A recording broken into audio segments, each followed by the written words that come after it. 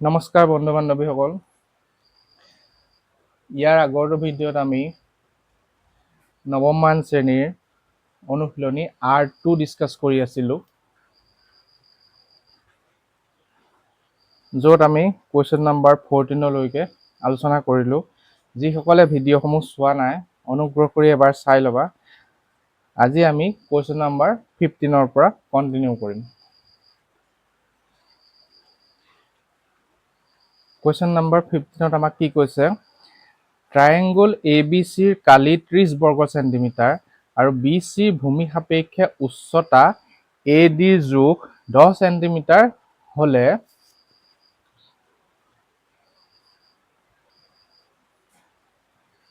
BCৰ জোখ উলিওৱা। এতিয়া আমি ট্ৰায়েংগল এটা আঁকি লওঁ। কুৱেশ্যন নাম্বাৰ 15, তোমালোকে প্ৰশ্নটো ভালকৈ চাই ল'বা, এবাৰ ভালকৈ পঢ়ি ল'বা। ট্ৰায়েংগল ABC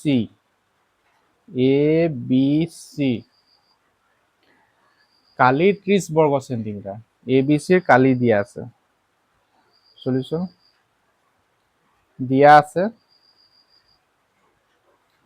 ট্ৰায়েংগল ABCৰ কালি 30 বৰ্গ চেণ্টিমিটাৰ। ঠিক আছে। BCৰ ভূমি সাপেক্ষে উচ্চতা AD 10 চেণ্টিমিটাৰ হ'লে BC যদি ভূমি হিচাপে লওঁ, উচ্চতা হ'ব এইডাল। উচ্চতা ADৰ জোখ দিছে 10 চেণ্টিমিটাৰ। তেতিয়া BCৰ জোখ উলিয়াব লাগে। BCডাল কিমান দিয়া আছে? ABCৰ কালি 30 বৰ্গ চেণ্টিমিটাৰ, উচ্চতা AD 10 চেণ্টিমিটাৰ। তেতিয়া ভূমি আমি উলিয়াব লাগে। ভূমি BCৰ জোখ উলিয়াব লাগে। ভূমি কিমান? ঠিক আছে। এইটো আমি এতিয়া কেনেকৈ সলভ কৰিম? আমি জানো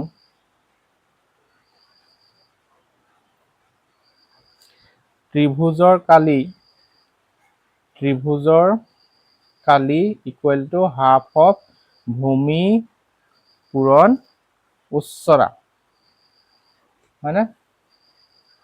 ত্ৰিভুজটোৰ কালি কিমান দিয়া আছে? 30 বৰ্গ চেণ্টিমিটাৰ। হাফ অফ ভূমি BC, উচ্চতা AD। 30 হাফ অফ BCটো আমি নাজানো, BC আমাক উলিয়াব লাগে। ADৰ জোখ দিয়া আছে 10 চেণ্টিমিটাৰ। এতিয়া আমি এইটো পাৰ্ট এফাল লিখোঁ, এইটো পাৰ্ট এফাল লিখোঁ।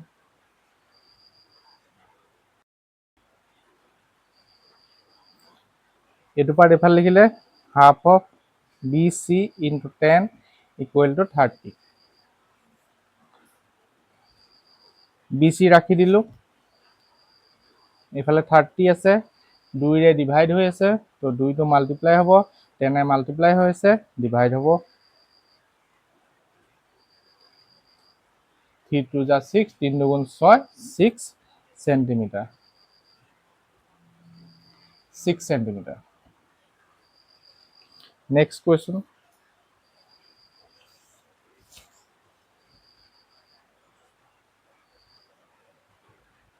Question number 16। ট্ৰায়েংগল PQRৰ QR আৰু PRৰ জোখ ক্ৰমে 4 চেণ্টিমিটাৰ আৰু 8 চেণ্টিমিটাৰ। QR ভূমি সাপেক্ষে উচ্চতা PLৰ জোখ 5 চেণ্টিমিটাৰ হ'লে PR ভূমি সাপেক্ষে উচ্চতা QMৰ জোখ উলিওৱা। এতিয়া আমি কুৱেশ্যনটো এনেকৈ পঢ়ি পেলাই বুজি নাপাওঁ, ফিগাৰটো আঁকিব লাগিব। কেনেকৈ হয়?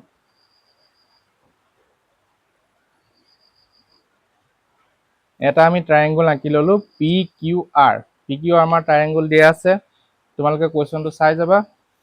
PQRৰ QR আৰু PRৰ জোখ ক্ৰমে 4 চেণ্টিমিটাৰ আৰু 8 চেণ্টিমিটাৰ। QR 4 চেণ্টিমিটাৰ আৰু PR 8 চেণ্টিমিটাৰ। QR ভূমি সাপেক্ষে PLৰ জোখ, উচ্চতা PLৰ জোখ। QR ভূমি সাপেক্ষে উচ্চতা PL, এডাল PL। PLৰ জোখ 5 চেণ্টিমিটাৰ হলে পি আৰ ভূমি সাপেক্ষে উচ্চতা কিউ এমৰ জোখ উলিওৱা। এইডাল কিউ এমৰ জোখ উলিয়াবলৈ কৈছে। এতিয়া দিয়া আছে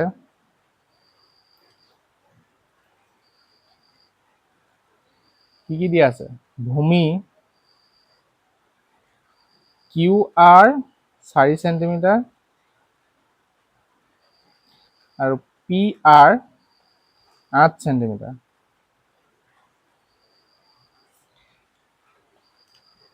উচ্চতা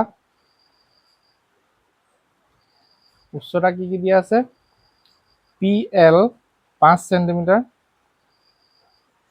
আৰু কিউ এম আমি উলিয়াব লাগে। ঠিক আছে, এতিয়া আমাৰ দুডাল ভূমি দুডাল উচ্চতা আমাক দিয়া আছে। এতিয়া আমি কি কৰিম, ত্ৰিভুজটো একেটাই পি কিউ আৰ এবাৰ দিছে ভূমি কিউ আৰ, এবাৰ দিছে ভূমি পি আৰ, তো দুবাৰ আমি বেলেগ বেলেগকে কালিটো উলিয়াও।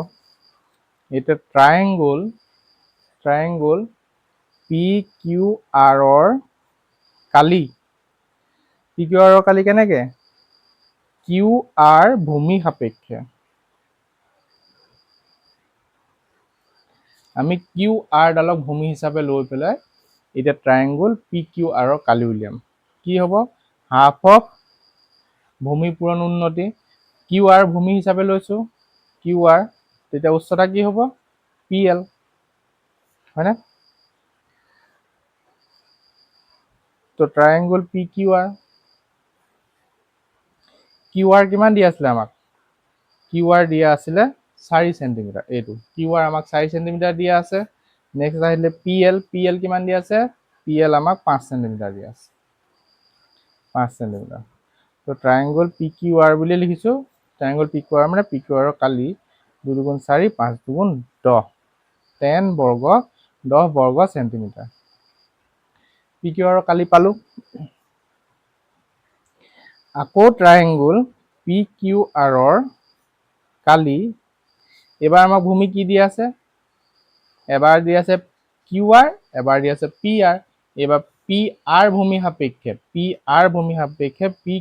ট্ৰায়েংগল পি কিউ আৰৰ কালি উলিয়াম। তেতিয়া কি হ'ব, পি আৰ ভূমি সাপেক্ষে, চাবা দেই, পি আৰ ভূমি সাপেক্ষে মই বুজিবৰ কাৰণে এনেকে বেগাকে লিখিছো, হাফ অফ, ইয়াত লিখি ল'ম আমি পি আৰ ভূমি সাপেক্ষে, হাফ অফ পি আৰ যদি ভূমি হয়, পি আৰ ইনটু ভূমিত ইয়াৰ উচ্চতা কিমান আছে, কিউ এম।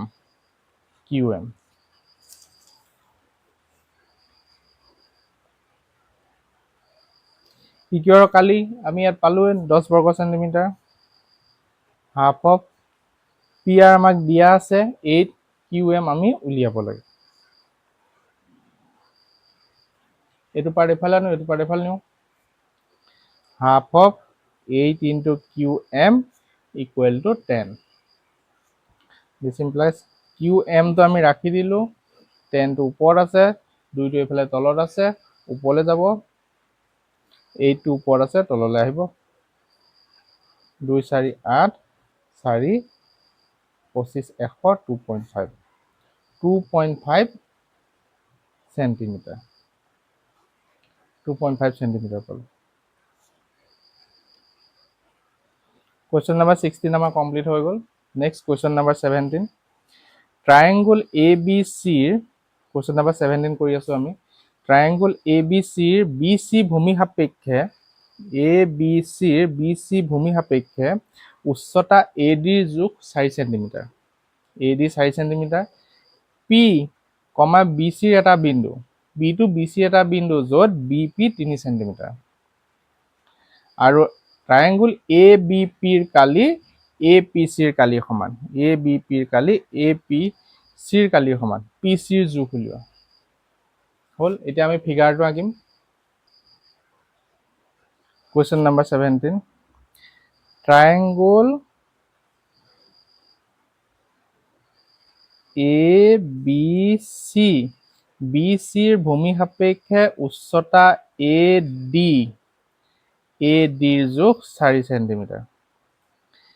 পি, বি চিৰ এটা বিন্দু, বি চিত এটা বিন্দু আছে পি, হয়নে? বি চিডালত এটা বিন্দু আছে পি, চাপোজ এইটো, য'ত বি পি 3 সেন্টিমিটাৰ, এই পাৰ্টটো 3 সেন্টিমিটাৰ, বি পি 3 সেন্টিমিটাৰ, আৰু ট্ৰায়েংগুল এ বি পি, এইটো এটা ট্ৰায়েংগুল ল'ব লাগিব, ট্ৰায়েংগুল এ বি পিৰ কালি এ পি চিৰ কালিৰ সমান। তাৰমানে এইটো ট্ৰায়েংগুলৰ কালিটো এইটো ট্ৰায়েংগুলৰ কালিৰ সমান, এ বি পিৰ কালি এ পি চিৰ কালিৰ সমান।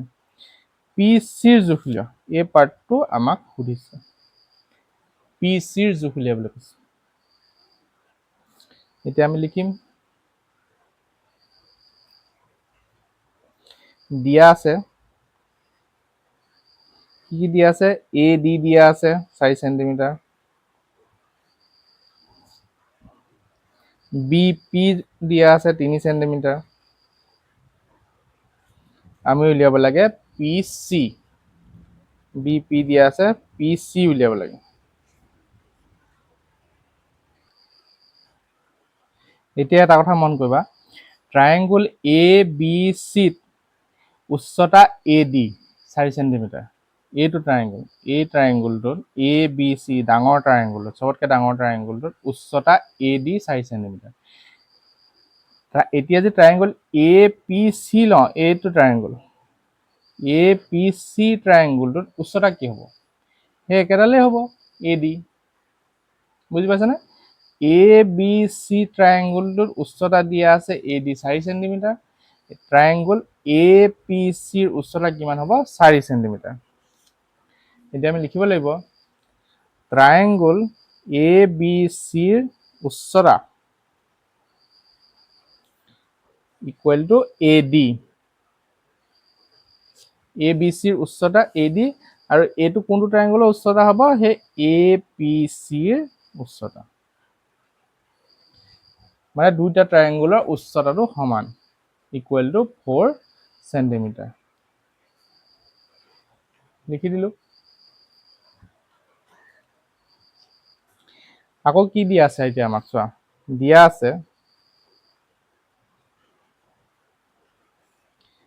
আছে যে ট্ৰায়েংগুল এ বি পিৰ কালি এ পি চিৰ কালিৰ সমান। প্ৰশ্নত দিয়া আছে ট্ৰায়েংগুল এ বি পিৰ কালি ইকুৱেল টু ট্ৰায়েংগুল এ পি চিৰ কালি। এ বি পিৰ কালি হাফ অফ এ বি পিৰ কালি,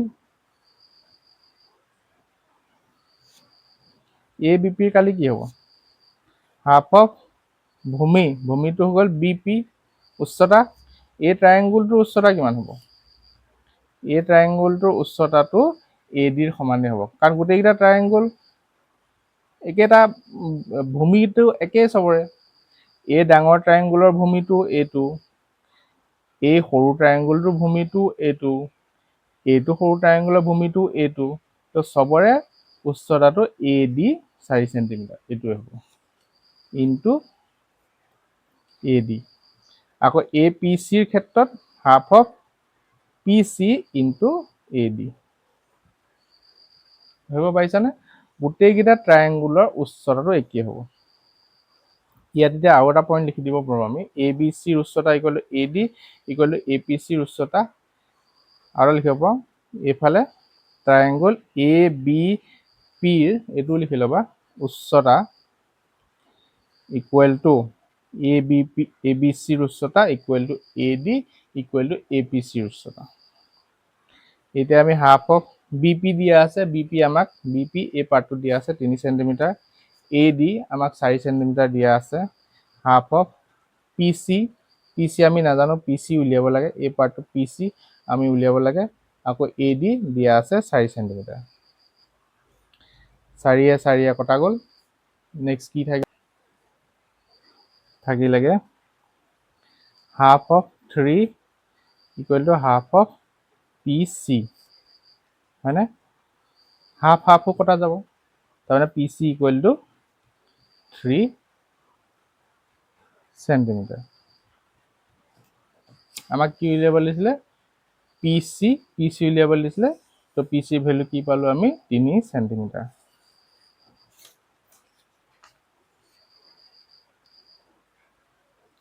চ' আমাক কৈছিলে পি চিৰ জোখ উলিওৱা, পি চি ইকুৱেলটো কিমান পাই গ'লোঁ আমি 3 centimetre. Question number 17 complete. Question number 18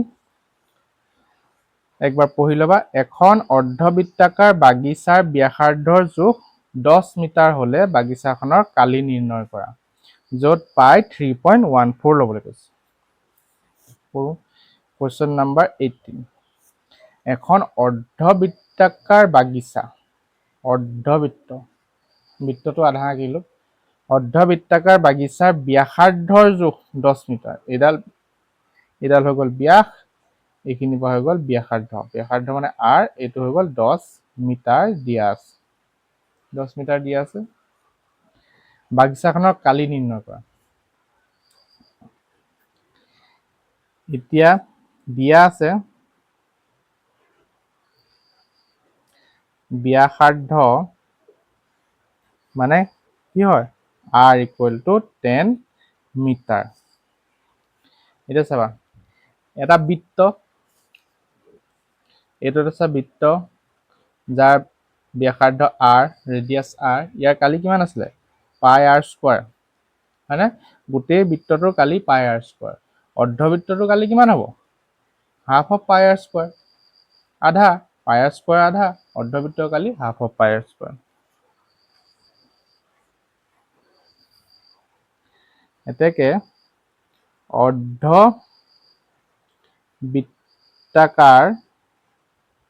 অৰ্ধবৃত্তাকাৰ বাগিচাখনৰ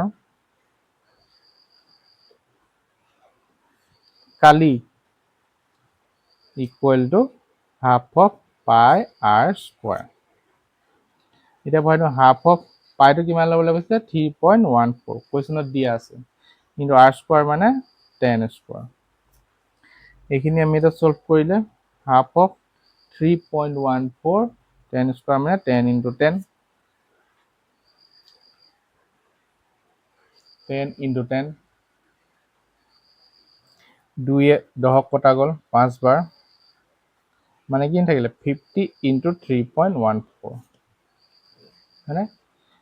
3.14 ইনটু 50 আছে, ইয়াক আমি কেনেকৈ সৰুকৈ মাল্টিপ্লাই কৰিম? 3.14 মানে 314 ধৰি ল'লোঁ, 50 মানে 5 ধৰি ল'লোঁ, 5 4 20 শূন্য কৰিব 2, 5 5 6 7, 5 3 15, এইটো পালোঁ। যিহেতু 50 আছিলে আৰু এটা 0 দি দিলোঁ। দশমিক কেইটা আগত আছিলে? দুটা আগত আছিলে, দুটা আগত দি দিলোঁ। তাৰমানে কিমান পালোঁ? 157 বৰ্গ মিটাৰ। কুৱেশ্যন নম্বৰ 18ৰ আনচাৰ 157 বৰ্গ মিটাৰ। কুৱেশ্যন নম্বৰ 18টো পালোঁ 157 বৰ্গ মিটাৰ।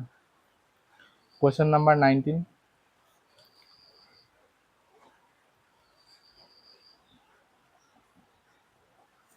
কুৱেশ্যন নম্বৰ 19টো চোৱা। 19ৰ আমাক কি কৈছে?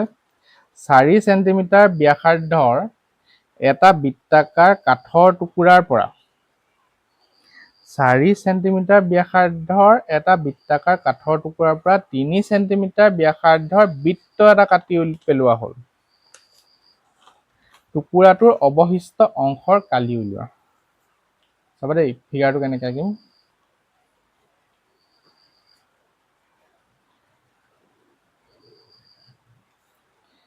এইটো হৈ গ'ল 4 চেণ্টিমিটাৰ ব্যাসাৰ্ধৰ বৃত্তাকাৰ কাঠৰ টুকুৰা, আমাৰ এইটো। ইয়াৰ পৰা কি কৈছে? 3 চেণ্টিমিটাৰ ব্যাসাৰ্ধৰ বৃত্ত এটা কাটি পেলোৱা হ'ল।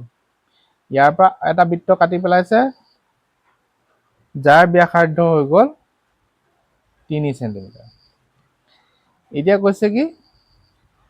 টুকুৰাটোৰ অৱশিষ্ট অংশ, মানে যিটো অংশ থাকি গ'ল, টুকুৰাটোৰ অৱশিষ্ট অংশ, এই পাৰ্টটো, অৱশিষ্ট অংশৰ কালি উলিয়াবলৈ কৈছে।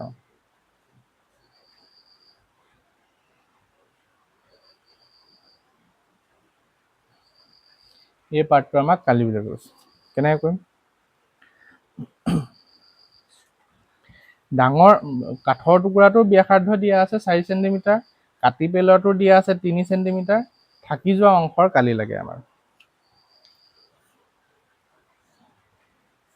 এতেকে দিয়া আছে লিখি ল'বা আৰু দিয়া আছে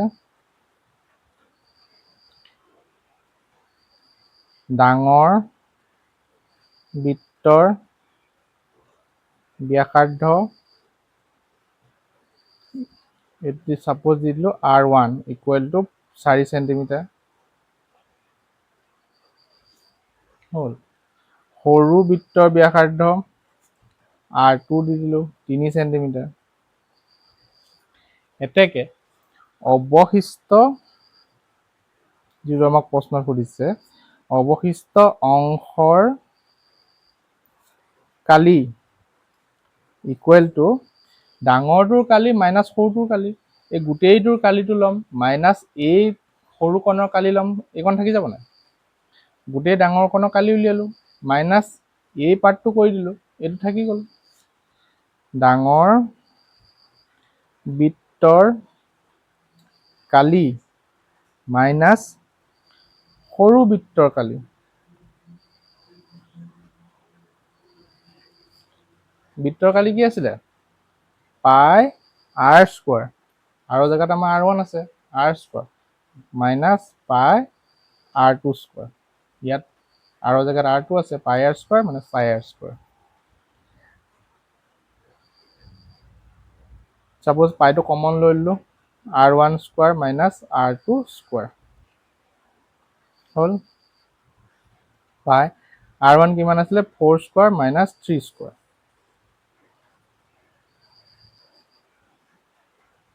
কিমান হ'ব পাই 4 স্কোৱাৰ মানে 16 3 স্কোৱাৰ মানে 9 পাই কিমান 16 পৰা 9 গ'লে 9 7 16 পাই মানে কিমান 22/7 ইনটু 7 7 7 কটা গ'ল থাকিলে কিমান 22 দিয়া আছে সেন্টিমিটাৰত আনসাৰ ওলাব বৰ্গ সেন্টিমিটাৰ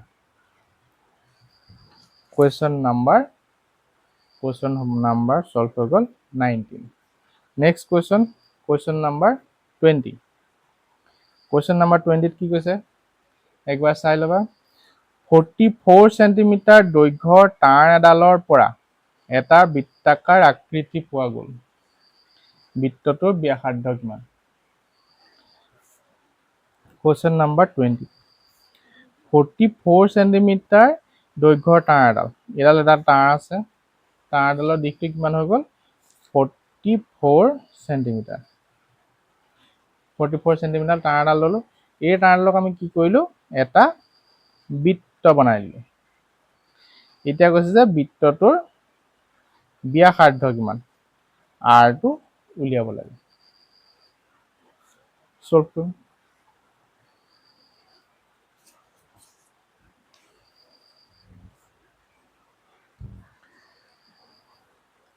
44 সেন্টিমিটাৰ এই তাঁৰডাল আমি এনেকে গোল কৰি পেলাই এটা বৃত্ত বনালোঁ হয়নে তাঁৰডাল গোল কৰি এটা আমি বৃত্ত বনালোঁ তাৰমানে এইডালৰ জোখ 44 সেন্টিমিটাৰ এডাল তাঁৰডাল গোল কৰি বৃত্ত বনালোঁ এডালৰ জোখ 44 সেন্টিমিটাৰ তাৰমানে কি এডাল মানে কি বৃত্তটোৰ পৰিধি দিয়া আছে বৃত্তটোৰ পৰিধি ইকুৱেল টু 44 সেন্টিমিটাৰ বৃত্তটোৰ পৰিধি 44 সেন্টিমিটাৰ বৃত্তৰ পৰিধি কি আছিলে ফৰ্মুলাটো কি আছিলে 2 পাই r ইকুৱেল টু 44 সেন্টিমিটাৰ হ'ল 2 পাই মানে হ'ল 22/7 ইনটু r ইকুৱেল টু 44 অকল r2 ৰাখি দিলে 44 ইয়াত 7টো তলত আছে এইফালে গ'লে ওপৰলৈ যাব ইয়াত 2টো আৰু 22টো ওপৰত আছে এইফালে আহিলে তললৈ আহিব 2 ইনটু 22 44 তো r কিমান পালো r equal to 7 centimetre question number 20 r equal to 7 centimetre বৃত্তটোৰ ব্যাসাৰ্ধ ওলাই গ'ল 7 সেন্টিমিটাৰ। Next question number 21। ঘড়ী এটাৰ মিনিটৰ কাঁটাডালৰ দৈৰ্ঘ্য 20 মিলিমিটাৰ। আধা ঘণ্টাত মিনিটৰ কাঁটাডালৰ আগটোৱে কিমান দূৰ অতিক্ৰম কৰিব? হয় না? কেনেকৈ সলভ কৰিম আমি? 21, কুৱেশ্যন নম্বৰ 21। এইটো এটা ঘড়ী, এডাল মিনিটৰ কাঁটা, মিনিটৰ কাঁটাডালৰ দৈৰ্ঘ্য দিয়া আছে 20 মিলিমিটাৰ। আধা ঘণ্টাত এই কাঁটাডাল যদি এইখিনি কিমান 12 নহয় জানো, 12ত থাকে আধা ঘণ্টাৰ পিছত ক'ত থাকিব? কাঁটাডাল ঘূৰি আহি পেলাই 6ত থাকিবহি, এইখিনিত থাকিবহি। তো কৈছে যে ঘড়ী এটা মিনিটৰ কাঁটাডালৰ দিশ 20 মিলিমিটাৰ, আধা ঘণ্টাত মিনিটৰ কাঁটাডালৰ আগটোৱে মানে এই আগটোৱে এনেকে কিমান দূৰ অতিক্ৰম কৰিব? কিমান দূৰ অতিক্ৰম কৰিব? এইটো যদি এটা বৃত্ত ধৰি লওঁ, ইয়াৰ পৰিধি ইয়াৰ পৰা ইয়ালৈকে ইয়াৰ পৰিধি আধা ঘণ্টাত কিমান আহিব? আধা আহিব, মানে পৰিধিৰ আধা আহিব। এঘণ্টাত ফুল যাব, গোটেই পৰিধিটো অতিক্ৰম কৰিব 1 ঘণ্টাত। আধা ঘণ্টাত পৰিধিৰ আধা আহিব। এইটোকে উলিয়াবলৈ কৈছে। 21ৰ সলিউশ্যন দিয়া আছে মিনিটৰ কাঁটাডালৰ দৈৰ্ঘ্য কিমান দিয়া আছে? 20 মিলিমিটাৰ। তাৰমানে অৰ্থাৎ r equal to 20 মিলিমিটাৰ হ'ল। তেতিয়া কৰিব লাগিব কি? এতিয়া আমি জানো আধা ঘণ্টাত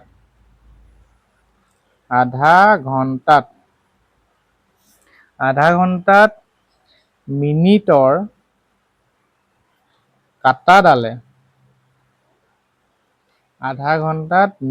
কাঁটাডালে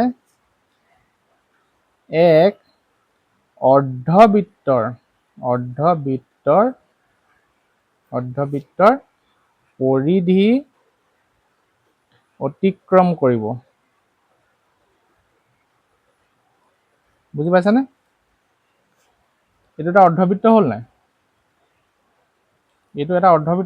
এই অৰ্ধবৃত্তটোৰ পৰিধিটো অতিক্ৰম কৰিব। মিনিটৰ কাঁটাডালে আধা ঘণ্টাত। আৰু যদি এঘণ্টাত সুধিলেহেঁতেন গোটেই বৃত্তটোৰ পৰিধি অতিক্ৰম কৰিলেহেঁতেন। এতিয়া উলিয়াম আমি এতেকে অৰ্ধবৃত্তৰ পৰিধি ইকুৱেল টু হাফ অফ পৰিধি কিমান আছিলে? পৰিধি ফৰ্মুলা আছিলে 2πr, half of 2πr। Half of 2 into পাই হৈ গ'ল 22/7। r কিমান পালোঁ আমি? 20 মিলিমিটাৰ। 20, 2 কটা গ'ল, কিমান থাকিলে? 22 ইনটু 20 ডিভাইডেড বাই 7। এইটো কটাকটি কৰিলে 440 ডিভাইডেড বাই 7। ডিভাইড কৰিলে 6 7 42, 43 44, 2 বাকী থাকিলে 20 হ'ল, 7 2 14, 14 6 20, পইণ্ট আহিলে 60 হ'ল, 7 8 56, 56 4 60, 40 হ'ল, 7 5 35, 5 থাকিলে এইটো গৈ থাকিব মিলি। আমি 2 স্থানলৈকে উলিয়াই ল'লোঁ 62.85 মিলিমিটাৰ। আমাৰ আনচাৰ পাই গ'লোঁ 62.85 millimetre.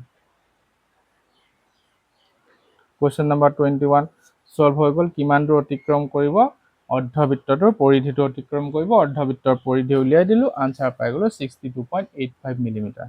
Next question number 22। Question number 22ত আমাক কি কৈছে? 100 মিটাৰ বাহু বিশিষ্ট বৰ্গাকাৰ উদ্যান এখনৰ ভিতৰ ফালে চৌহদৰ কাষে কাষে 5 মিটাৰ বহল এটা ৰাস্তা ৰখা আছে। ৰাস্তাটোৰ কালি উলিওৱা। একেবাৰে চিম্পুল। Question number 22। 100 মিটাৰ বাহু বিশিষ্ট বৰ্গাকাৰ উদ্যানখন আকৌ বৰ্গাকাৰ। বাহুটো কিমান? 100 মিটাৰ। ভিতৰ ফালে চৌহদৰ কাষে কাষে 5 মিটাৰ বহল এটা ৰাস্তা ৰখা আছে। ৰাস্তাটোৰ বহলটো কিমান? 5 মিটাৰ। ভিতৰৰ ফালে এটা ৰাস্তা আছে। এই ৰাস্তাটোৰ বহলটো কিমান? 5 মিটাৰ। এই 5টো চবতে 5 মিটাৰ। এইফালেও 5 মিটাৰ, ইয়াতো 5 মিটাৰ, ইয়াতো 5 মিটাৰ। 5 মিটাৰ বহল এটা ৰাস্তা ৰখা আছে। এই ৰাস্তাটোৰ কালি হৈছে, ৰাস্তাটোৰ কালি। আগতে যেনেকে কাঠৰ টুকুৰাটো দুটা, এটা ডাঙৰ বৃত্ত এটা সৰু বৃত্ত আছিলে, সৰু বৃত্তটোৰ কালি উলিয়াইছিলো। এইবাৰ উদ্যানখন দিয়া আছে, ভিতৰ ফালে এটা ৰাস্তা আছে, ৰাস্তাটোৰ কালি উলিয়াব লাগে।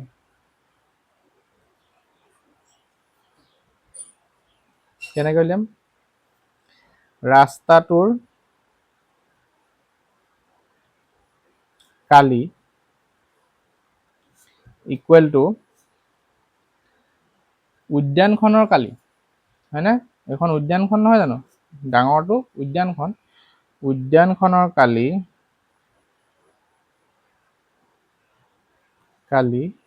উদ্যানখনৰ কালি বা কি মাইনাছ কৰিব লাগিব? এইখিনি মাইনাছ কৰিব লাগিব। উদ্যান, ৰাস্তা, অৱশিষ্ট। এইখন উদ্যান, এইটো ৰাস্তা, বাকীখিনি আমি কি নাম নাজানো, অৱশিষ্ট, গতিকে থাকি যোৱা। মাইনাছ অৱশিষ্ট অংশৰ কালি। বৰ্গৰ কালি কি আছিলে? বৰ্গৰ কালি ছাইড স্কোৱাৰ বা বাহু স্কোৱাৰ। উদ্যানখনৰ কালি বৰ্গ ইয়াত আছে 100 স্কোৱাৰ, হয়নে? অৱশিষ্ট অংশ, এই বাহুটোৰ জোখ কিমান ক'ব পাৰিবানে? এই বাহুটো, এইটো বৰ্গাকাৰেই, ইয়াৰ এটা বাহুৰ জোখ কিমান? এইখিনি পৰা এইখিনিলে 5, এইখিনি পৰা এইখিনিলে 5, এইখিনি পৰা এইখিনিলে 5, তো 5 আছে 10 মাইনাছ কৰিলো 100ৰ পৰা 90 স্কোৱাৰ। এইটো 90টো ক'ৰ পৰা আহিলে বুজি পালা নাই? অৱশিষ্ট অংশৰ বাহু জোখ কিমান হ'ব? 100 মাইনাছ এইকণ 5 আৰু এইকণ 5, 5 10, 90 কিহত দিয়া আছে আমাক? Metre, 90 metre. বা এইটো বাহু যদি লওঁ, এইটো 100 মাইনাছ এইকণ 5, এইকণ 5। এইটো বাহু ল'লে 100 মাইনাছ এইকণ 5, এইকণ 5, মানে বৰ্গ যেতিয়া চবফালে বাহু সমান, অৱশিষ্ট অংশৰ বাহু 90 মিটাৰ। এতিয়া আমাৰ ইয়াত কিমান হ'ল চল্ভ কৰিলে? 100 স্কোৱাৰ হ'লে দুটা 0 আছে, আৰু দুটা 0 দি দিয়া। 90 স্কোৱাৰ হ'লে 9 × 9 81, আৰু দুটা 0। এইটো মাইনাছ কৰিলে কিমান পাম আমি? 1900 বৰ্গ মিটাৰ। 1900 বৰ্গ মিটাৰ। কুৱেশ্যন নাম্বাৰ 22, ৰাস্তাটোৰ কালি পালো আমি 1900 বৰ্গ metre. Next question, question number 23, 180 metre দৈৰ্ঘ্য আৰু 120 মিটাৰ প্ৰস্থৰ আয়তাকাৰ পথাৰ এখনৰ সীমাৰ বাহিৰেৰে, এইবাৰ আকৌ সীমাৰ বাহিৰেৰে দিছে, 6 মিটাৰ প্ৰস্থৰ এটা ৰাস্তা আছে। ৰাস্তাটোৰ কালি উলিয়াম। প্ৰথমতে ফিগাৰটো আঁকি ল'বা, ফিগাৰটো আঁকিলে বুজিবলৈ সহজ হ'ব, সলভ কৰিবলৈ একেবাৰে সহজ হ'ব। প্ৰশ্নবোৰ দেখি বৰ টান টান লাগে, ফিগাৰটো আঁকি দিলে একেবাৰে ইজি হৈ যায়। কি কৈছে? 180 মিটাৰ দৈৰ্ঘ্য আৰু 120 মিটাৰ প্ৰস্থ আয়তাকাৰ পথাৰ। দৈৰ্ঘ্যটো 180 মিটাৰ আৰু প্ৰস্থটো 120 মিটাৰ। আয়তাকাৰ পথাৰ এখন আছে, এইখন হৈ গ'ল এখন আয়তাকাৰ পথাৰ। সীমাৰ বাহিৰেৰে 6 মিটাৰ প্ৰস্থৰ এটা ৰাস্তা আছে। সীমাৰ বাহিৰেৰে এটা ৰাস্তা আছে। আয়তাকাৰ পথাৰখনৰ সীমাৰ বাহিৰেৰে, যাৰ প্ৰস্থ কি কৈছে? 6 মিটাৰ। এইটো 6 মিটাৰ, চবতে 6 মিটাৰ। 6 মিটাৰ প্ৰস্থৰ এটা ৰাস্তা আছে, ৰাস্তাটোৰ কালি লাগে। এই ৰাস্তাটোৰ আমাক কালি লাগে। লাষ্ট কুৱেশ্যনটোত ৰাস্তাটো সীমাৰ ভিতৰেৰে আছিলে, এইবাৰ আমাৰ সীমাৰ বাহিৰেৰে আছিলে, হয়নে?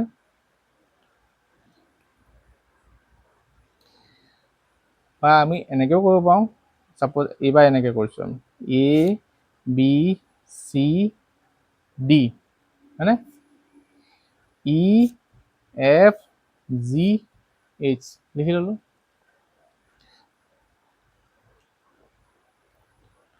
এইটো ডাঙৰ আয়তটো হৈ গ'ল ই এফ জি এইচ আৰু সৰু আয়তটো হৈ গ'ল এ বি চি ডি। এতিয়া আমি চোৱা এ ডি দিয়া আছে বা এ বি দিয়া আছে, ই এইচটো উলিয়াব লাগে, ডাঙৰ আয়তটোৰ দিশটো উলিয়াব লাগে, ডাঙৰ আয়তটোৰ প্ৰস্থ উলিয়াব লাগে। সলিউশন ই এইচ বা এফ জি সমান হ'ব দুটা দিশ। ই এইচটো কেনেকৈ উলিয়াম? এ ডি এইডাল এ ডি প্লাছ 6 প্লাছ 6 হয়নে? এইখিনি পৰা আহিলে কিমান?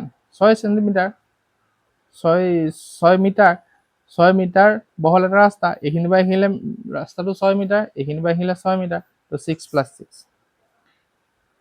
এ ডি কিমান দি আছে? 180, 6 6 12, 2 8 9 192 মিটাৰ। ডাঙৰ আয়তটোৰ দিশটো পালো 192 মিটাৰ। তেনেকে প্ৰস্থটো ই এফ কিমান পাম আমি? এ বি প্লাছ ইয়াতো 6, এইখিনি পৰা আহিলে 6, এইখিনি পৰা আহিলে 6, 6 প্লাছ 6।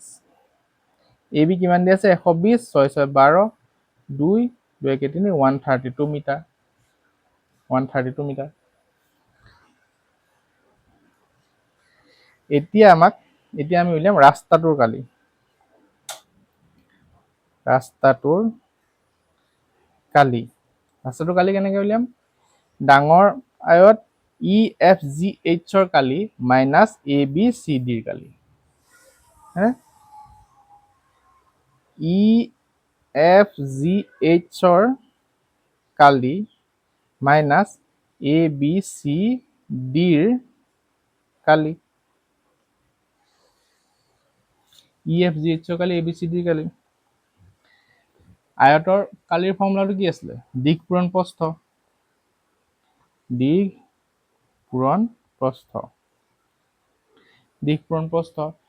পূৰণ প্ৰস্থ বুলি নিলিখি আমি কি লিখো? দিশ পূৰণ প্ৰস্থ। ইয়াতো দিশ পূৰণ প্ৰস্থ লিখিব লাগিব না, একেই হৈ যাব। দিশ হৈ গ'ল ই এইচ বা ভেলুটোৱে বহাই দিওঁ। দিশটো কিমান পালো আমি? 192, প্ৰস্থটো কিমান পালো? 192, প্ৰস্থটো কিমান পালো? 132 মাইনাছ এ বি চি ডিত দিশটো আছে 180 মিটাৰ আৰু প্ৰস্থটো আছে 120 মিটাৰ দিয়া আছে। 180 ইনটু 120 ডাইৰেক্ট লিখি দিবা। দিশ পূৰণ প্ৰস্থ লিখি থাকিলে বুজিবলৈ কঠিন হ'ব, কাৰণ ইয়াতো দিশ পূৰণ প্ৰস্থ, ইয়াতো দিশ পূৰণ প্ৰস্থ, মাইনাছ মাইনাছ 0 হৈ যাব। 192 ইনটু 132 মাল্টিপ্লাই কৰা, কিমান হ'ব? 192 132, 2 দুগুণ 4, 9 দুগুণ 18, 8 কৰি দিব 1, 2 গুণ 2 1 3, 3 দুগুণ 6, 3 9 27, 7 কৰি দিব 2, 3 গুণ 3 4 5, 2 গুণ 2, 9 গুণ 9, 1 গুণ 1,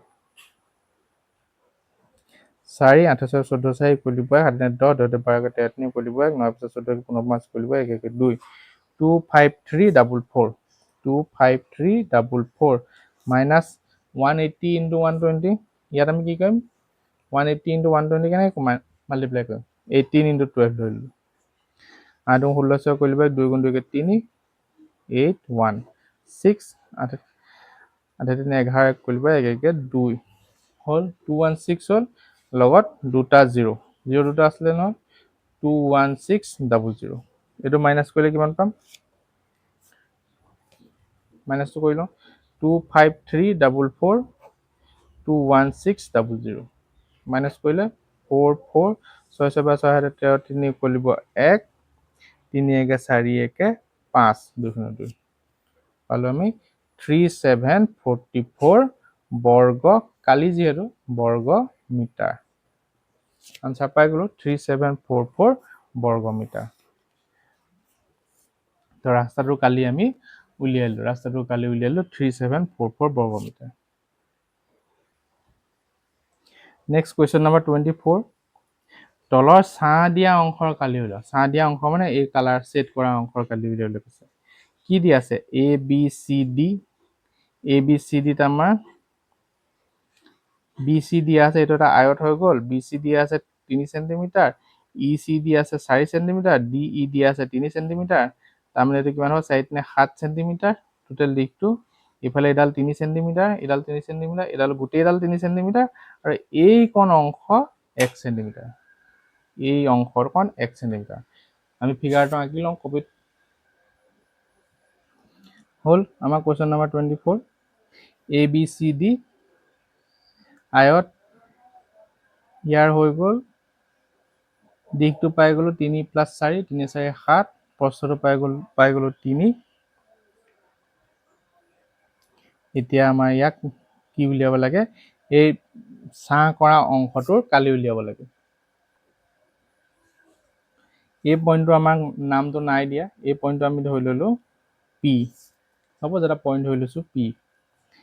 এতিয়া আমি উলিয়াব লাগিব, লিখিব লাগিব ছাঁ দিয়া অংশৰ কালি। ছাঁ দিয়া অংশৰ কালি কেনেকৈ পাম? আয়ত এ বি চি ডিৰ গোটেই ডাঙৰ আয়তটোৰ কালি। এই ছাঁ দিয়া অংশৰ কালিটো কেনেকৈ পাম? এই গোটেই ডাঙৰ আয়তটোৰ কালি মাইনাছ এইকণ আৰু এইকণ, হয়নে? গোটেই ডাঙৰ আয়তটোৰ পৰা এইটো ত্ৰিভুজৰ কালি, আৰু এইকেইটা ত্ৰিভুজ হয় নাই? এটা ত্ৰিভুজ, এইটো ত্ৰিভুজৰ কালি আৰু এইটো ত্ৰিভুজৰ কালি মাইনাছ কৰি দিম, তেতিয়া আমি এই ছাঁ কৰা অংশটোৰ কালি পাই যাম। আয়ত এ বি চি ডিৰ কালি মাইনাছ ত্ৰিভুজ কি? P D E. এইটো P D E. P D ইৰ কালি মাইনাছ আৰু এটা ত্ৰিভুজ আছে নহয়, E C B. E C বিৰ কালি মাইনাছ ত্ৰিভুজ ই চি বিৰ কালি। এতিয়া আয়তৰ কালি, দিশ পূৰণ প্ৰস্থ। দিশটো কিমান পালোঁ? 3 + 4 7, প্ৰস্থটো 3। 3 + 1 নহয় আকৌ দেই, এইটো 1টো, এইডাল গোটেইডাল 3, এইডাল গোটেইডাল 3, এইখিনিৰ পৰা এইখিনিলৈ 1 বুলি দিয়া আছে, এইখিনিৰ পৰা এইখিনিলৈ 1 বুলি দিয়া আছে। মানে 3 + 4 7, আয়তৰ দিশ হ'ল 7, প্ৰস্থ হ'ল 3। 7 × 3 মাইনাছ ত্ৰিভুজ পি ডি ইৰ কালি। ত্ৰিভুজৰ ফৰ্মুলা কি আছিলে? হাফ অফ ভূমি পূৰণ উচ্চতা। P D E, P D ইৰ ভূমি পূৰণ উচ্চতা, ভূমিডাল হৈ গ'ল কিমান হ'ল? এইডাল যদি ভূমি হিচাপে লওঁ 3, এইটোতো ৰাইট এংগুল ট্ৰাইংগুল, এইডাল ভূমি হ'লে এইডাল উচ্চতা হ'ব। তেনেকৈ এইটো ট্ৰাইংগুলত এইডাল ভূমি হ'লে এইডাল উচ্চতা হ'ব। ভূমি 3, উচ্চতা 3। 3 × 3 মাইনাছ ত্ৰিভুজ ই চি বিৰ কালি, হাফ অফ ই চি বিত। ই চি বিত ভূমি যদি 3 হয়, উচ্চতা কিমান হ'ব? 4। ৰাইট এংগুল ট্ৰাইংগুল, এইটো 90 ডিগ্ৰী, আয়তৰ কোণবিলাক 90 ডিগ্ৰী, গতিকে right angle triangle 3 × 4, half of 3 × 4। 7 × 3 = 21 minus 3 × 3 9, 9 / 2 minus 2 × 2 য়ে 4 য়ে কটা গ'ল, 2 × 2 = 4, 3 × 2 = 6, হয়নে? 21 মাইনাছ এইটো কিমান হ'ব? 4.5 মাইনাছ 6। 21 মাইনাছ 6 য়ে 4.5 হৈ গ'ল 10.5। 21 পৰা 10.5 মাইনাছ কৰিলে কিমান থাকিব? 10.5। 10.5 আমাৰ ইউনিটবোৰ কিহত দিয়া আছে? চেণ্টিমিটাৰত দিয়া আছে, গতিকে এইটো হ'ব বৰ্গ চেণ্টিমিটাৰ। কাৰণ আমাক কালি উলিয়াবলৈ দিছে, তেতিয়া এই ছাঁ দিয়া অংশৰ কালি আমি কিমান পালোঁ? 10.5 বৰ্গ চেণ্টিমিটাৰ। কুৱেশ্যন নম্বৰ 24, ছাঁ দিয়া অংশৰ কালি 10.5 বৰ্গ centimetre. Next last question number 25। Question number 25ত কি দিয়া আছে? তলৰ চতুৰ্ভুজটোৰ কালি উলিওৱা। এইটো চতুৰ্ভুজ নাই? চতুৰ্ভুজ। বাহিৰৰ বাহু কোনকেইটা? 1 2 3 4টা। চতুৰ্ভুজ 1 2 3 4টা, 4টা বাহু আছে, ভিতৰবোৰ বেলেগ, কনফিউজ নহয়। এই বাহিৰৰকেইটা 4ডাল আছে, এইটো হ'ল চতুৰ্ভুজ। চতুৰ্ভুজটো কালি উলিয়াব লাগে। চতুৰ্ভুজৰ কালি আমি কেনেকৈ উলিয়াম? চতুৰ্ভুজৰ কালিৰ ফৰ্মুলাটো জানানে? প্ৰথমতে এইটো আমি নামাকৰণ কৰি লওঁ। প্ৰথমে ফিগাৰটো আঁকি ল'লোঁ, ঠিক আছে। ফিগাৰটো এইটো আঁকি ল'লোঁ, এইটো দিলোঁ এ বি চি ডি। আমাৰ সুবিধাৰ কাৰণে পইণ্টবিলাকৰ নাম দি লৈছোঁ এ বি চি ডি, আৰু এইটো পইণ্ট চাপ'জ ই। আৰু এনেকৈ যে দিয়া থাকে, এনেকৈ কৰি যে দিয়া থাকে, এইটো কি বুজায়? Right angle 90 degree. এই মানে এই এংগুলটো 90 ডিগ্ৰী, তাৰমানে এই ট্ৰাইংগুলটো ৰাইট এংগুল ট্ৰাইংগুল, এইটো এটা ট্ৰাইংগুল, ৰাইট এংগুল ট্ৰাইংগুল। আৰু এইটো যি 90 ডিগ্ৰী হয়, এইটো কিমান হ'ব? 90 ডিগ্ৰী হ'ব, কাৰণ এডাল ষ্ট্ৰেইট লাইন, ষ্ট্ৰেইট লাইনত কিমান থাকে? 180 ডিগ্ৰী থাকিব। এটা এংগুল 90 হ'লে নেক্সটটো 90 হ'ব। 90 মাইনাছ 90, 90 প্লাছ 90, 180। এইটো 90 হ'লে এইটো 90 হ'ব।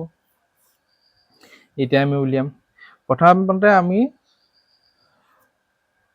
কি কৰিম? চতুৰ্ভুজৰ আমি কি উলিয়াব লাগে কেনেকৈ জানিম? এইটোৰ কালি উলিয়াব লাগে, গম পাইছোঁ। কালি উলিয়াব লাগে, কেনেকৈ প্ৰচিড কৰিব লাগে আমি জানিব লাগিব নহয়। গতিকে আমি প্ৰথমতে জানি লওঁ চতুৰ্ভুজৰ কালি। চতুৰ্ভুজৰ কালিৰ ফৰ্মুলাটো, চতুৰ্ভুজৰ কালি। চতুৰ্ভুজৰ কালিৰ ফৰ্মুলাটো কি হ'ল? এইটো আমি এক্সট্ৰাকেহে লিখিছোঁ দেই। হাফ অফ কৰ্ণ ইনটু লম্ব দুটাৰ যোগফল। চতুৰ্ভুজৰ কালি ফৰ্মুলাটো হৈ গ'ল হাফ অফ কৰ্ণ ইনটু লম্ব দুটাৰ যোগফল। ইয়াত কৰ্ণ কি আছে? হাফ অফ, ইয়াত কৰ্ণ কি আছে? চতুৰ্ভুজ এ চি, হয়নে? এ চি, কৰ্ণ হৈ গ'ল এ চি। লম্ব দুটাৰ যোগফল, লম্ব কি কি আছে? এইটোডাল লম্ব, কৰ্ণডালৰ ওপৰত থকা লম্ব বি ই, প্লাছ এইটো পইণ্ট দি দিলোঁ আমি suppose F, D F, B E plus D F, হয়নে? চিম্পলকৈ বুজাইছোঁ। ছাপ'জ এইটো এটা চতুৰ্ভুজ, চতুৰ্ভুজৰ অপজিট পইণ্টক যিডালে কানেক্ট কৰে সেইডাল কি হ'ব? কৰ্ণ। এইডাল হৈ গ'ল কৰ্ণ। কৰ্ণডালৰ ওপৰত লম্ব আহিব লাগিব। লম্ব মানে এই পইণ্টটোৰ পৰা যাব লম্ব, 90 ডিগ্ৰী আঁকিছোঁ, লম্ব এই পইণ্টটোৰ পৰা যাব লম্ব। এই চতুৰ্ভুজটো কালি কি হ'ব? হাফ অফ কৰ্ণ, এই suppose A B C D E F, ইয়াত কৰ্ণ কি হ'ব? এ চি ইনটু লম্ব দুটাৰ যোগফল B E plus D F. এতিয়া বুজি পাইছানে? এই চতুৰ্ভুজটো কালি কি হ'ব? হাফ অফ কৰ্ণ, কৰ্ণ হৈ গ'ল এ চি প্লাছ ইনটু লম্ব দুটাৰ যোগফল, লম্ব হৈ গ'ল বি ই আৰু ডি এফ। এনেকেই চতুৰ্ভুজৰ কালিৰ ফৰ্মুলা এইটো। এতিয়া চোৱা, এই ফিগাৰটোত চোৱা, half of A C into B E plus D F. ইয়াত আমি এ চি জানো? এৰ পৰা চিলৈ কিমান ডিষ্টেঞ্চ? এ চি জানো? নাজানো। গতিকে এ চিডাল উলিয়াই ল'ব লাগিব। নেক্সট বি ই, এডাল দিয়া আছে 3.6, ডি এফ, এডাল দিয়া আছে 0.7, হয়নে? গতিকে আমি কি উলিয়াব লাগিব? এ চি উলিয়াব লাগিব। এ চি আমি কেনেকৈ উলিয়াম এতিয়া? এই দুটা ৰাইট এংগুল ট্ৰাইংগুল হয় নাই? ৰাইট এংগুল ট্ৰাইংগুলৰ দুটা ছাইড দিয়া আছে, নেক্সট ছাইডটো উলিয়াই ল'ব পাৰিম। তেনেকৈ এইটো ৰাইট এংগুল ট্ৰাইংগুলৰ দুটা ছাইড দিয়া আছে, নেক্সট ছাইডটো উলিয়াই ল'ব পাৰিম। এতিয়া সেইকাৰণে কি লিখিম? ট্ৰাইংগুল এ বি ইৰ পৰা, এ বি ইৰ পৰা কি কৈছোঁ? এইটো right angle triangle, A B ইটো ৰাইট এংগুল ট্ৰাইংগুল। পাইথাগোৰাছৰ থিয়ৰেম লগাই দিম। পাইথাগোৰাছৰ থিয়ৰেম লগালে কি হ'ব? A E square plus B E square equal to A B square.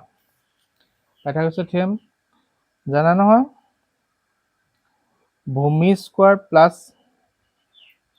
এডাল ভূমি স্কোৱাৰ, উচ্চতা square, B square plus A square, এইটো হ'ল হাইপটেনিউজ স্কোৱাৰ, এইটো স্কোৱাৰ প্লাছ এইটো স্কোৱাৰ ইকুৱেল টু এইটো স্কোৱাৰ, পাইথাগোৰাছৰ থিয়ৰেম মতে।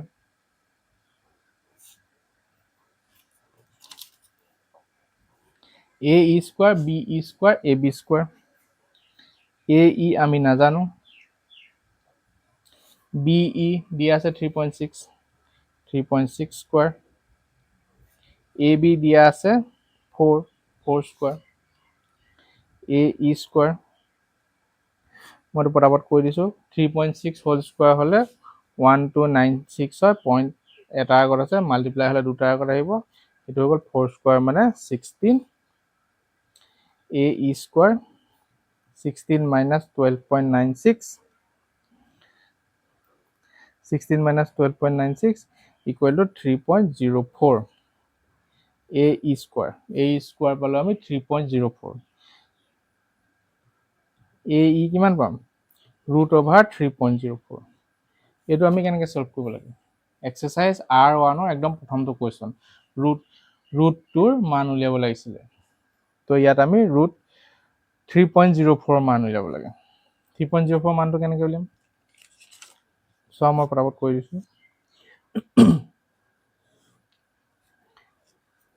3.04 প্ৰথমতে কিহেৰে যাব একেৰে যাব 1 into 1 1 থাকিলে 1 into 1 চাবা দেই 1 into 1 1 into 1 1 হ'ল 1 টো তলতো বহাব লাগিব ওপৰতো বহাব লাগিব 3 এগল থাকিল 2 2 0 4 আহিলে একে একে 2 হ'ল একে একে 2 হ'ল এইটো তোমালোকে এক্সাৰসাইজ R1 ৰ কোৱেশ্চন নম্বৰ 1 ৰ সলিউশনটো চাই ল'বা তেতিয়াহে বুজি পাবা একে একে 2 হ'ল 204 হ'ল ইয়াত কি দিব লাগিব যাতে 204 ৰ তলত আহে 7 দিলো ইয়াত 0.7 হ'ল পইণ্টটো যেহেতু ইয়াত আছিলে পইণ্টটো উঠাই দিলো 0.7 হ'ল 7 দিব লাগিব 7 7 যা 49 4 7 14 14 18 কিমান থাকিলে 15 আকৌ পইণ্ট যেহেতু আছে দুটা জিৰ' নামি আহিলে হাতে হাতে 14 ইকুৱেল 2 1 3 34 হ'ল নেক্সট কিমান দিম নেক্সট দিলো 4 ইয়াত দিলো 4 6 6 16 ইকুৱেল 6 6 16 17 4 9 12 একে 13 6 6 16 ইকুৱেল 6 6 16 17 7 ইকুৱেল 4 9 12 একে 13 নেক্সট কিমান থাকিলে 124 গতিকে আমাক 2 দশমিক স্থানলৈকে উলিয়াই দিলো 1.74 এইটো পালো এইটো বুজি নাপালে এক্সাৰসাইজ R1 ৰ কোৱেশ্চন নম্বৰ 1 টো এবাৰ চাই ল'বা মোৰ ভিডিওতে আছে এক্সাৰসাইজ নহয় সৰি এক্সাৰসাইজ ৰিভিজন 1 আকৌ নেক্সট আকৌ তেনেকৈ ট্ৰায়াঙ্গল AB ৰ পৰা আমি AE উলিয়াই ললো আকৌ ট্ৰায়াঙ্গল BEC ৰ পৰা EC উলিয়াই লম ট্ৰায়াঙ্গল BEC ৰ পৰা পাইথাগোৰাছৰ থিওৰেম ইউজ কৰিম পাইথাগোৰাছৰ থিওৰেম ইউজ কৰি BE square plus EC square equal to BC square পাইথাগোৰাছৰ থিওৰেম এইটো 90 degree BE square plus EC square equal to BC square BE দিয়া আছে 3.6 EC নাই EC আমি উলিয়াব লাগে BC 5 দিয়া আছে পাতি দিম জায়গায় জায়গায় BE 3.6 whole square EC square BC 5 square 3.6 স্কয়াৰটো কৰিলে অলপ আগতে আমি 12.96 EC স্কয়াৰ 5 স্কয়াৰ 25 মানে EC square equal two 25 minus 12.96 হল এটো আমি পালো 12.04 তাৰ মানে EC equal to root over 12.04 আকৌ এটোকো আমি কৰিব লাগিব তেনেকে হে একেটা প্ৰসেস হবে 12.04 root over root উলিয়াবলৈ অলপ দেখাই দিছো তোমালোকে ভিডিওবোৰ ৰিপিট কৰি চাবা মই অলপ খৰ হৈছে 12.04 ভিডিওটো দীঘল হৈছে কাৰণে মোক অলপ খৰ কৰিব লগা হৈছে 12.04 12.04 2 2 যা 4 3 3 যা 9 4 4 যা 16 তাৰ মানে 3 এ যাব 3 3 যা 9 হল 3 এ 3 এ তো ইয়াতো 3 টো দিব লাগিব 9 10 11 12 3 থাকিলে পইণ্টটো যদি ওপৰলৈ যায় 04 ৰ তললৈ যাব 3 3 6 304 65 5 দি দিলে 6 5 30 ডাইৰেক্ট 5 দি দিলে 5 5 25 6 5 30 31 32 বেছি হৈ যাব 4 দিও 6 ইয়াত 4 দিও তেতিয়া ইনটু 4 ইয়াতো দিব লাগিব 4 4 গুণ 16 6 কৰিব 6 4 24 1 25 কিমান থাকিলে 6 6 পৰা 6 7 6 8 14 4 কৰি দিব 5 4 9 1 10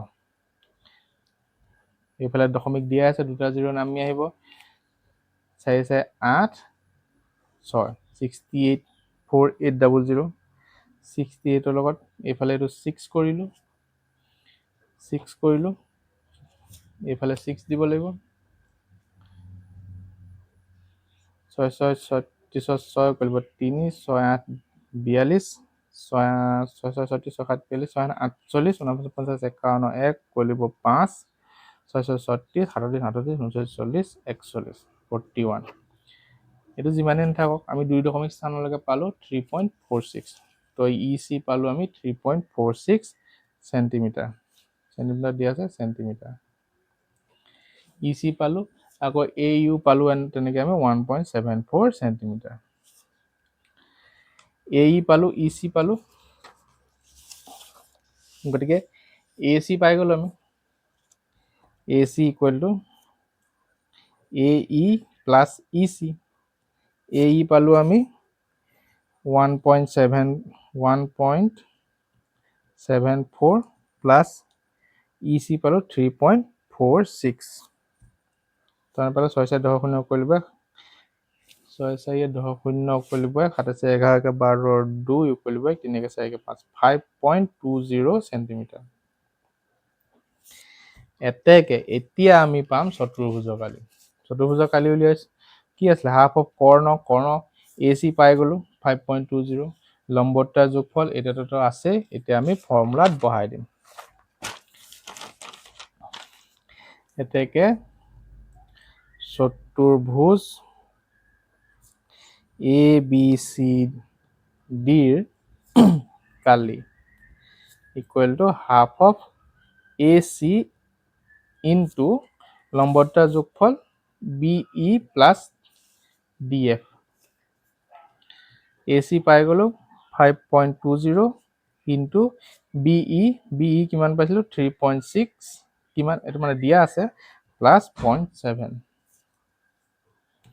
হাফ অফ 5.20 ইনটু 6 হাতে 13 কৰিব 3 1 4 4.3 এইটো আমি কটাকটি কৰিলে 2 2 4 1 5 12 হল 2 6 12 2.6 2.6 into 4.3 multiply কৰিলে 43 26 से multiply 6 3 18 কৰিলে 24 1 25 3 2 6 4 2 8 8 6 11 কৰিলে 8 10 11 11.18 11.18 দশমিক গিটা নিদিয়াকে মাল্টিপ্লাই কৰিলো দুঘৰ আগত দশমিক আছে এটা দুটা আগত দশমিক আছে কাৰণে 11.18 এটো কি হ'ব বৰ্গ সেন্টিমিটাৰ 11.18 তো আমি কি বুলি কয় approximately 11.2